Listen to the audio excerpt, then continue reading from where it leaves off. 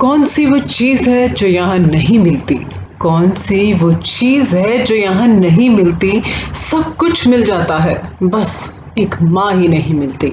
वो कहते हैं ना कि माँ शब्द अपने आप में पूर्ण होता है। हम जिंदगी में चाहे कितने भी रिश्तों से बंधे हों, लेकिन माँ के बगैर जीवन अधूरा है। हर रिश्ते को आपसे कुछ पाने की इच्छा होती है, लेकिन माँ ही है जो जिंदगी भर अपने बच्चों को बस देना जानती है। माँ खुद भूखी सो सकती है, लेकिन अपने बच्चों को भूखे पेट सोना सपने में भी नहीं सोच सकती।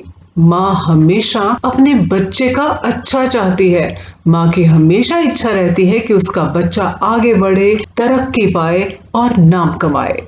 अक्सर हम माँ के प्यार और उसकी ममता को नहीं समझ पाते। हमें जन्म देने से लेकर हमारे पालन पोषण, हमारी इच्छा, सहूलियत, सबका ध्यान रखने तक माँ न जाने क्या कुछ सहती है, और हम उसकी कुछ बातों को अक्सर फॉर ग्रांटेड ले लेते हैं।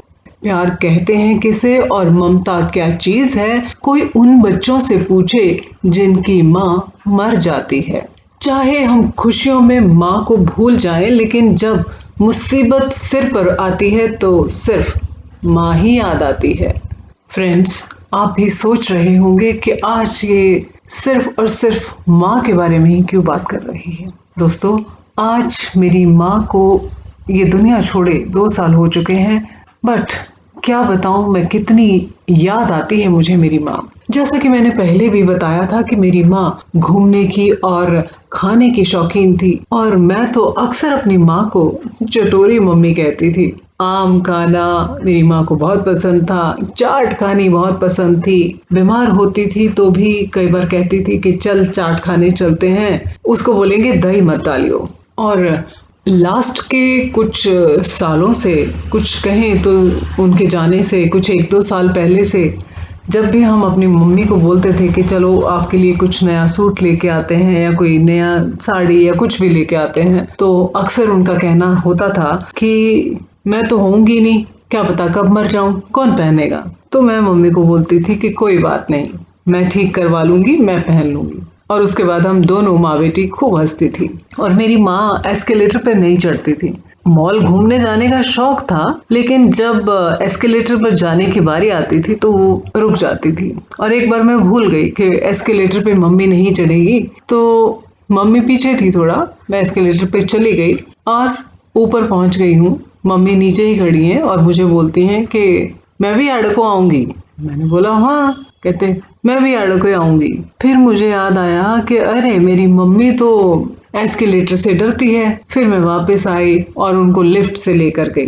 कहने का मतलब ये है कि उनको घूमने का शौक था, एस्केलेटर से डरती थी, लिफ्ट से नहीं डरती थी। दोस्तों, मैं ये सब बातें आपको इसलिए कह रही हूँ कि प्लीज आप अपने पेरेंट्स को टाइम दीजिए, उनके साथ वक्त बिताइए। बुजुर्गों को और कुछ नहीं चाहिए होता, बुजुर्गों को चाहिए होता है सिर्फ और सिर्फ आपका वक्त। आप उनके साथ टाइम बिताएंगे तो उन्हें बहुत अच्छा लगेगा। मेरी मम्मी मूवीज देखने की भी बहुत शौकीन थी, और मुझे खुशी इस बात की होती है कि मैंने अपनी मम्मी का हर शौक पूरा करने की कोशिश की। बट हाँ, फ्लाइट से ट्रैवल नहीं करवा पाई, बिकॉज उनको अस्थमा हो गया हुआ था, और वैसे भी वो डरती थी। जैसे बताया कि एस्केलेटर पे चढ़ने से भी डरती थी, तो फ्लाइट पे तो सवाल ही पैदा नहीं होता। मन करता है कि अभी माँ मेरी वापस आ जाए और मैं उनसे ढेर सारी बातें करूं। काश ऐसा हो पाता, मगर ऐसा हो नहीं सकता। बस अब वो हमारी यादों में ही है, इससे आगे हम कुछ और नहीं कर सकते।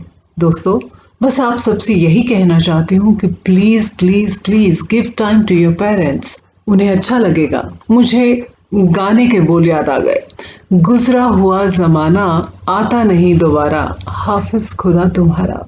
तो दोस्तों, हमें कमेंट बॉक्स में जरूर बताइए कि आपको हमारी कही माँ की याद कैसी लगी, और अच्छी लगी हो तो प्लीज अपने दोस्तों को भी शेयर करना ना भूलें।